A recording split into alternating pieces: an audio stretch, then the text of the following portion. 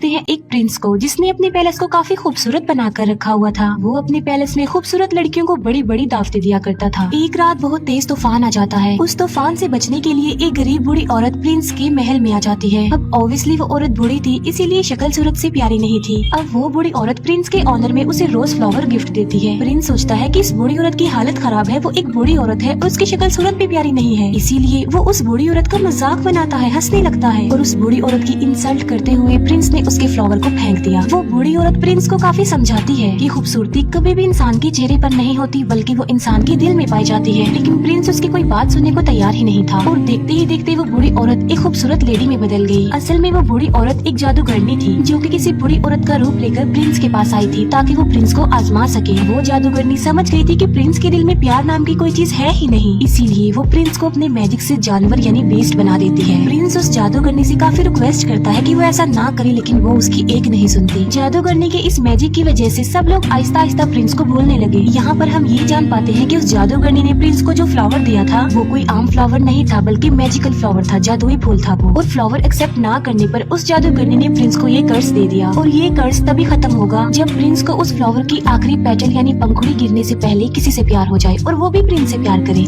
लेकिन आखिरी पंखुड़ी गिरने से पहले अगर प्रिंस से किसी ने प्यार ना किया तो प्रिंस कभी भी इंसान नहीं बन सकेगा दोबारा, बल्कि बेस्ट ही रहेगा वो हमेशा। काफी साल गुजर जाते हैं लेकिन उस पैलेस में कोई भी नहीं आता। फिर हमें पैलेस के करीबी एक गांव में एक लड़की दिखाई जाती है जिसका नाम होता है बेल। बेल को किताबें पढ़ने, स्टोरीज पढ़ने का काफी शौक था। बेल के फादर एक डिजाइनर होते हैं। उसी गाँव में एक और लड़का भी रहता है जिसका नाम होता है गैस्टोन। गैस्टोन जो कि बेल से शादी करना चाहता था, लेकिन बेल उसे शादी करना नहीं चाहती थी क्योंकि वो एक प्राउड इंसान था। गैस्टोन बेल से शादी करने के लिए उसे अपना बनाने के लिए काफी स्ट्रगल भी किया करता था, लेकिन उसकी कोशिशें नाकाम ही रहती हैं। एक दिन बेल के फादर को कहीं पर जाना था। जिस रास्ते से उन्होंने जाना था वो एक जंगल था। बेल के फादर देखते हैं कि उनके रास्ते में तो आग लगी हुई है, लेकिन वहाँ पर एक और रास्ता भी था जहाँ पर वो मुड़ जाते हैं। बेल के फादर अपने घोड़े पर सवार होते हैं, लेकिन तभी उन्हें जंगल से भेड़ियों की आवाज सुनाई देती है और फिर वही भेड़िए उनका पीछा करने लगते हैं। बेल के फादर अपनी जान बचाने के लिए वहाँ से भागते हैं और भागते भागते वो आ जाते हैं बीस्ट के पैलेस के पास। बेल के फादर जब अंदर जाते हैं तब उन्हें वहाँ पर कोई भी दिखाई नहीं देता। हालांकि ऐसा लग रहा था कि पैलेस में कोई रहता है। कैंडल्स भी जल रही थी और टेबल पर खाना भी पड़ा हुआ था। इतना अच्छा खाना देखकर बेल के फादर खाना खाने लगते हैं, लेकिन हम फिर बहुत हैरान कर देने वाली चीज देखते हैं। वहाँ पर जो कप पड़ा होता है वो बेल के फादर से बातें करने लगता है। बेल के फादर समझते हैं कि ये कोई सॉल है जो उन्हें डराने की कोशिश कर रही है, इसीलिए बेल के फादर उसे कहते हैं कि मैं तुमसे नहीं डरता। ये कहकर बेल के फादर वहाँ से भाग जाते हैं। अब यहाँ पर सवाल ये उठता है कि वो कप कैसे बोल पाया। असल में बात ये है कि वहाँ पर यानी पैलेस में जितनी भी चीजें पड़ी हुई थी वो पहले इंसान हुआ करते थे, लेकिन जादूगरनी की कर्ज की वजह से वो सब चीजों में बदल गए। बेल के फादर भागते हुए गार्डन में आ जाते हैं। वो देखते हैं कि वहाँ पर बहुत प्यारे प्यारे फ्लावर लगे हुए हैं। बेल के फादर सोचते हैं कि मेरी बेटी बेल ने अपने लिए फ्लावर मंगवाया था, इसीलिए वहाँ से वो एक फूल तोड़ लेते हैं और तभी वहाँ पर बीस्ट आ जाता है। फ्लावर चोरी करने की पनिशमेंट देने के लिए बीस्ट उन्हें प्रिजनर बना लेता है, लेकिन बेल के फादर का घोड़ा वहाँ से भाग जाता है और वो सीधा अपने घर आता है बेल के पास। बेल जब देखती है कि घोड़ा अकेला आया है, उसके फादर नहीं आए, तो वो फौरन समझ जाती है कि उसके फादर किसी मुसीबत में फंस गए हैं। इसीलिए बेल अपने फादर को ढूंढने के लिए उस घोड़े पर बैठ जाती है। वो घोड़ा बेल को ले आता है पैलेस में और पैलेस में ही बेल के फादर को प्रिजनर बनाकर रखा हुआ था। बेल जब पैलेस के अंदर जाती है तब उसे वहाँ पर कोई भी दिखाई नहीं देता। बेल वहाँ पर काफी आवाजें भी लगाती है, लेकिन उसे आगे से कोई भी रिस्पॉन्स नहीं मिलता।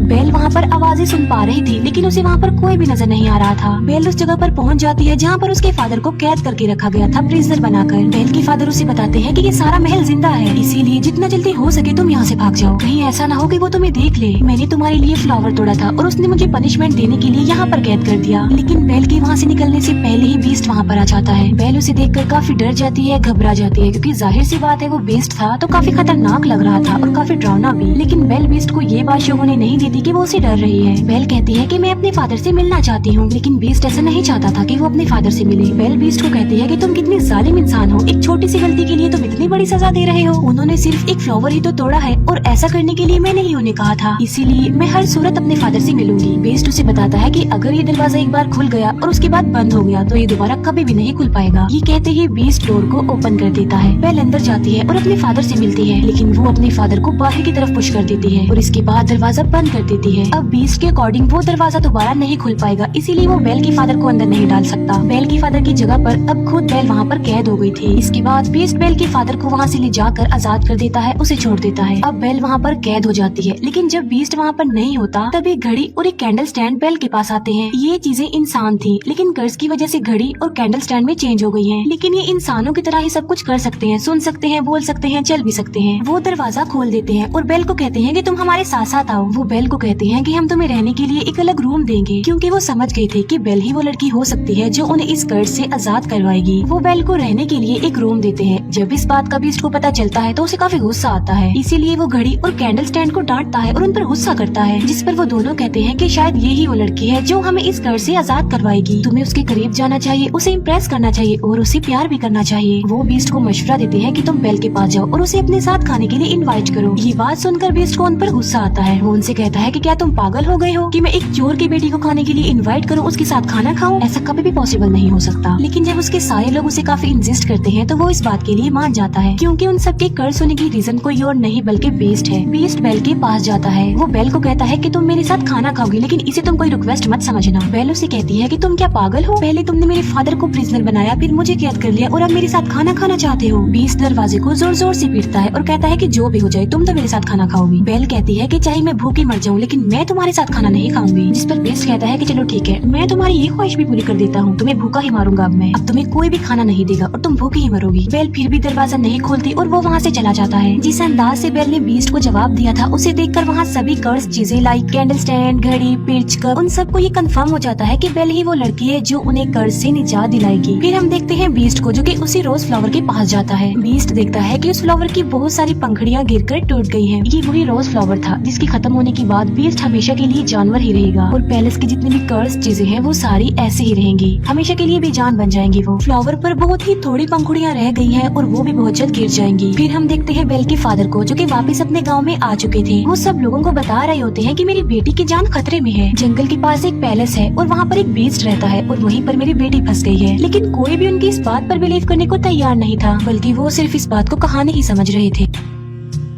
लेकिन गैस्टोन जो कि बेल से शादी करना चाहता था, वो बेल के फादर को इम्प्रेस करने के लिए कहता है कि मैं तुम्हारी बात पर यकीन करता हूँ, मैं तुम्हारे साथ जाऊंगा तुम्हारी बेटी को बचा लाने के लिए। तब गैस्टोन और उसका एक साथी बेल के फादर के लिए जंगल के रास्ते निकल पड़ते हैं। जिस रास्ते पर बेल के फादर गए थे वो रास्ता इन्हें कहीं पर मिलता ही नहीं है। गैस्टोन को इस बात पर काफी गुस्सा आता है। वो बेल के फादर को कहता है कि तुम्हारा दिमाग खराब हो गया है, कोई बीस्ट नहीं होता। गैस्टोन बेल के फादर को ये भी कह देता है कि मैं तुम्हारी बेटी से प्यार करता हूँ और मैं उससे शादी करूंगा। जिस पर बेल के फादर कहते हैं कि तुम्हारी ये ख्वाहिश कभी भी पूरी नहीं हो सकती। इस बात पर गैस्टोन को काफी गुस्सा आता है। वो बेल के फादर के हाथ पांव बांध देता है और उन्हें एक ट्री के नीचे मरने के लिए छोड़कर वहाँ से चला जाता है, क्योंकि वो भेड़ियों का इलाका था और भेड़िए उन्हें मारकर खा लेंगे। फिर हम एक लेडी को देखते हैं जिसे उसके गांव से निकाल दिया गया था और उसका नाम था अगथा। अगथा बेल के फादर की जान बचा लेती है और उन्हें आजाद कर देती है। पैलेस में हम बेल को देखते हैं जो कि उसी रोज फ्लावर के पास आ जाती है। बेल उस फ्लावर को भी टच करने ही वाली होती है कि वहाँ पर आ जाता है बीस्ट। बीस्ट उसे कहता है कि तुम्हें अंदाजा नहीं कि तुम अभी क्या करने वाली थी, अभी हम सबके सब मारे जाते हैं। बीस्ट गुस्से में आकर बेल से कहता है कि चली जाओ यहाँ से। तब बेल रोते हुए वहाँ से भागकर चली जाती है। घोड़े पर बैठकर जब बेल जंगल पार कर रही होती है तो वहाँ पर बहुत सारे भेड़िए आकर बेल को चारों तरफ से घेर लेते हैं। लेकिन इससे पहले कि वो भेड़िए बेल को कोई नुकसान पहुँचाते वहाँ पर बीस्ट आ जाता है। वो उन भेड़ियों का काफी मुकाबला करता है, उन्हें काफी मारता है। बीस्ट उन सब भेड़ियों को वहाँ से मार भगाता है, लेकिन इस लड़ाई के दौरान वो खुद भी इंजर्ड हो जाता है। बेल अभी घोड़े पर बैठ कर वहाँ से जाने ही वाली होती है तो वो देखती है कि बीस्ट जमीन पर गिर गया है, क्योंकि वो काफी इंजर्ड है, उसकी हालत काफी खराब हो गई है। अब क्योंकि बीस्ट ने बेल की जान बचाई थी, उसे नई जिंदगी दी थी, इसीलिए बेल वहाँ से जाने की बजाय उसके पास आ जाती है। बेल उससे कहती है कि मैं तुम्हें उठा नहीं सकती, इसीलिए तुम्हें हिम्मत करके खुद ही उठना होगा। बड़ी मुश्किल से हिम्मत करते हुए बीस्ट खड़ा हो जाता है। बेल उसे अपने साथ घोड़े पर बिठाकर पैलेस में वापस ले आती है। बेल एक बार फिर से वापस उसी पैलेस में आ गई थी। पैलेस की सारी कर्ज चीजें बेल को देखकर काफी खुश हो जाती है, क्योंकि वो चाहते थे कि बेल यही रहे इसी पैलेस में। बेल और बीस्ट को एक दूसरे से प्यार हो जाए, जिसकी वजह से कर्ज खत्म हो जाए और सब कुछ नॉर्मल हो जाए। वो चीजें बेल को सारी स्टोरी नहीं बताती, ना ये बताते हैं कि वो इस कर्ज से कैसे आजाद होंगे, बल्कि सिर्फ ये बताते हैं कि जब उस फ्लावर की आखिरी पंखुड़ी गिर जाएगी हम सब ऐसे ही रह जाएंगे और बीस्ट भी हमेशा के लिए बीस्ट ही रह जाएगा। बेल बीस्ट को बैंडेज लगाती है। बेल जब बीस्ट के पास होती है तो वो एक शेर पढ़ती है, क्योंकि बेल का इंटरेस्ट बुक में, स्टोरी में और पोएट्री में बहुत ज्यादा था, लेकिन उस शेर को बीस्ट कंप्लीट करता है। ये बात बेल को काफी हैरान कर देती है। बेल उससे पूछती है कि क्या तुम भी पोएट्री पढ़ते रहते हो? बीस्ट कहता है कि मैं लव स्टोरी, प्यार, मोहब्बत, इनकी पोएट्री नहीं पढ़ता, बल्कि मैंने बहुत ज्यादा बुक्स पढ़ी हुई हैं, बहुत ज्यादा पोएट्री के बारे में जानता हूँ। इस पर बेल कहती है कि मुझे तो प्यार मोहब्बत की बातें, प्यार मोहब्बत की कहानियाँ बहुत पसंद है। जिस पर बीस्ट कहता है कि तुम्हारी शक्ल देखकर ऐसा लगता है कि तुम्हें प्यार मोहब्बत में बहुत इंटरेस्ट है। अगर तुम कुछ पढ़ना ही चाहती हो तो कुछ अच्छा पढ़ो। फिर बीस्ट बेल को अपने साथ अपनी लाइब्रेरी में लेकर जाता है, जो कि काफी बड़ी थी। वहाँ पर बहुत ज्यादा बुक्स थी। बेल उन बुक्स को देखकर काफी शॉक्ड भी रह जाती है और काफी खुश भी हो जाती है, क्योंकि गाँव में पढ़ने के लिए उसे कोई भी बुक नहीं मिलती थी और यहाँ पर तो उसे इतनी सारी बुक्स मिल गई है। बीस्ट कहता है कि अगर तुम चाहती हो तो हमारे साथ यहाँ पर रह सकती हो। ये बात बेल को काफी खुश कर देती है। फिर वक्त के साथ साथ एक दूसरे के साथ काफी टाइम गुजारने लगे। इन दोनों की दोस्ती हो गई। वो एक दूसरे के काफी करीब आ गए। एक दूसरे की लाइक्स डिसलाइक्स उन्हें पता भी चल गए। दोनों साथ मिलकर खाना भी खाते थे। फिर बीस्ट बेल को गाना भी गाकर सुनाता है और बीस्ट बेल को एक बुक भी दिखाता है, जो कि एक जादुई बुक थी। वो कहता है कि ये बुक मुझे किसी जादूगरनी ने दी थी और इस किताब की मदद से हम लाइफ के किसी भी टाइम में जा सकते हैं। लाइक हम पास्ट टाइम में जा सकते हैं, फ्यूचर टाइम में जा सकते हैं। बेल उस टाइम में जाना चाहती थी जब वो अपनी मदर से आखिरी बार मिली थी। बेल जब उस टाइम में जाती है तब उसे पता चलता है कि उसकी मदर को एक इन्फेक्शन हो गया था। इसीलिए बेल की मदर ने बेल के फादर को कहा था कि तुम बेल को लेकर हमेशा के लिए यहाँ से चले जाओ, ताकि मेरी बेटी को भी ये इन्फेक्शन न लग जाए।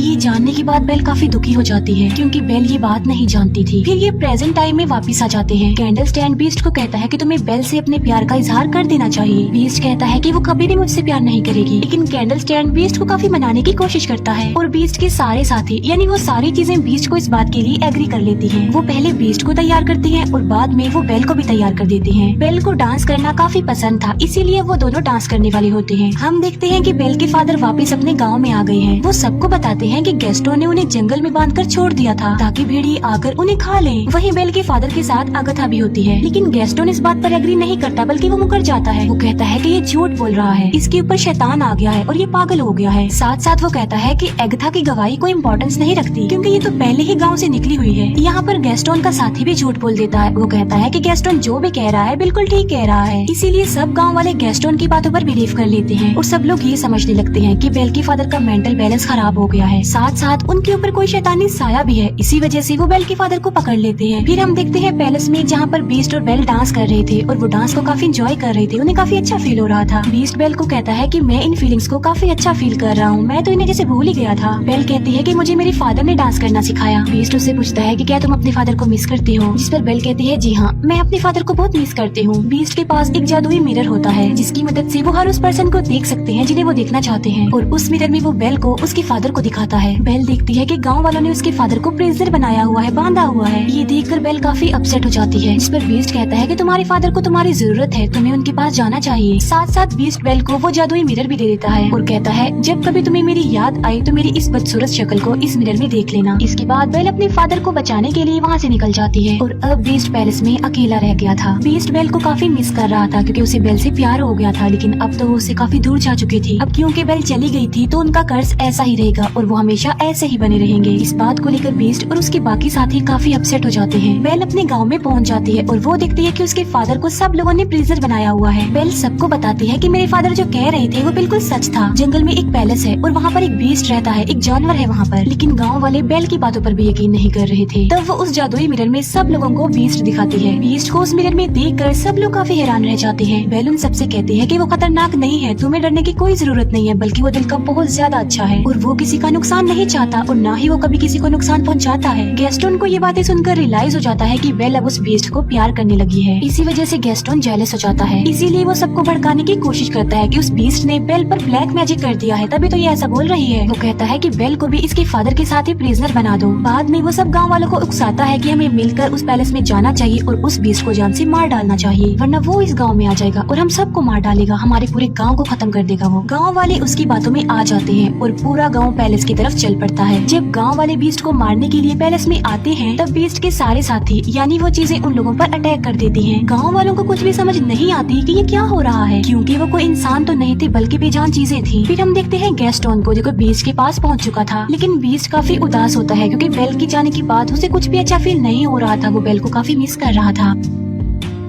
गैस्टन बीस्ट को कहता है, तुम क्या समझते हो कि बेल तुमसे प्यार करती है? बल्कि तुम्हें मारने के लिए उसने हम सब गाँव वालों को भेजा है। ये कहते ही वो बीस्ट पर गोली चला देता है और बीस्ट जाकर नीचे गिरता है। लेकिन नीचे गिरने से पहले बीस्ट टेरिस के एक टॉप को पकड़ लेता है। लेकिन इससे पहले कि गैस्टन दूसरी गोली चलाता, बेल वहाँ पर आ जाती है। गैस्टन को रोकने के लिए बेल उसका हाथ पकड़ लेती है। इस फाइट में गैस्टन भी जाकर नीचे गिर जाता है। गैस्टन की गन भी उसके हाथ से गिर जाती है। बीस्ट ऊपर आने की कोशिश करता है, तभी बेल उसे आवाज देती है। वो बीस्ट को बताती है कि मैंने गांव वालों को रोकने की बहुत कोशिश की थी, लेकिन वो नहीं रुके। बेल को वहाँ देखने के बाद बीस्ट के अंदर एक हिम्मत पैदा हो जाती है और अब वो गैस्टन का मुकाबला करना चाहता था। और अब वो पहुँच जाता है गैस्टन के पास। वो गैस्टन को गर्दन से पकड़ लेता है और उसे हवा में कर देता है और बीस्ट गैस्टन को काफी ऊंची दीवार से फेंकने ही वाला होता है, जिस पर गैस्टन बीस्ट से काफी रिक्वेस्ट करता है कि प्लीज मुझे मत फेंको, प्लीज बीस्ट मुझे छोड़ दो। बीस्ट उससे कहता है कि मैं बीस्ट नहीं हूँ। ये कहते ही बीस्ट गैस्टन की जान छोड़ देता है और उसे कहता है चले जाओ यहाँ से। गैस्टन वहाँ से चला जाता है और बीस्ट आ जाता है बेल के पास। मौके का फायदा उठाकर गैस्टन अब पीछे की तरफ से बीस्ट पर गोलियां चलाता है, जिसकी वजह से बीस्ट नीचे गिर जाता है। लेकिन गैस्टन जिस जगह पर खड़ा हुआ था वो जगह टूट जाती है और गैस्टन भी जाकर नीचे गिरता है। इतनी ऊंचाई से गिरने की वजह से गैस्टन मर जाता है। बीस्ट की हालत काफी खराब हो जाती है क्योंकि वो काफी इंजर्ड था और अपने आखिरी सांस गिन रहा था। बेल बीस्ट को कहती है कि अब के बाद मैं तुम्हें कभी भी छोड़ के नहीं जाऊंगी, जिस पर बीस्ट कहता है लेकिन अब मेरी तो जाने का वक्त हो गया है। जिस पर बेल कहती है कि तुम्हें कुछ नहीं होगा, सब कुछ नॉर्मल हो जाएगा। और हम देखते हैं कि उस फ्लावर की आखिरी पंखुड़ी भी गिर जाती है। जैसे ही वो पंखुड़ी गिरती है बीस्ट बिल्कुल खामोश हो जाता है और वहाँ पर बीस्ट के जितने भी साथी थे यानी वो चीजें थी वो भी एकदम से बेजान हो जाती हैं। बीस्ट को मरता हुआ देखकर बेल को काफी दुख होता है और उसकी आंख में आंसू होते हैं। यहाँ पर बेल भी अपने प्यार का इजहार कर देती है। वो बीस्ट को कहती है मैं तुमसे बहुत प्यार करती हूँ और वो बीस्ट के करीब भी आती है। तभी वहाँ पर एगथा भी आ जाती है। एगथा जिसे गाँव के लोगों ने निकाल दिया था। असल में बात ये नहीं थी, बल्कि वो जादूगर ने कोई और नहीं बल्कि एगथा थी। वो देखती है कि बीस्ट को किसी से प्यार हो गया है और वो लड़की भी अब बीस्ट से प्यार करती है, यानी अब वो कर्ज खत्म हो गया है। और देखते ही देखते बीस्ट के चारों तरफ रोशनी ही रोशनी चमक उठती है और बीस्ट अब एक खूबसूरत प्रिंस में चेंज हो जाता है। ये देखकर बेल काफी खुश हो जाती है। वो दोनों एक दूसरे को देखकर काफी खुश होते हैं, एक दूसरे के पास आते हैं और एक दूसरे को गले से लगा लेते हैं। और पैलेस की जितनी भी कर्ज चीजें थी अब वो इंसान बन गई थी, यानी अपने असली रूप में आ चुकी थी। सब लोग काफी खुश हो जाते हैं। बेल और बीस्ट पैलेस में सब लोगों के बीच में डांस कर रहे होते हैं और इसी के साथ ही इस मूवी की हैप्पी एंडिंग हो जाती है। Thank you for watching.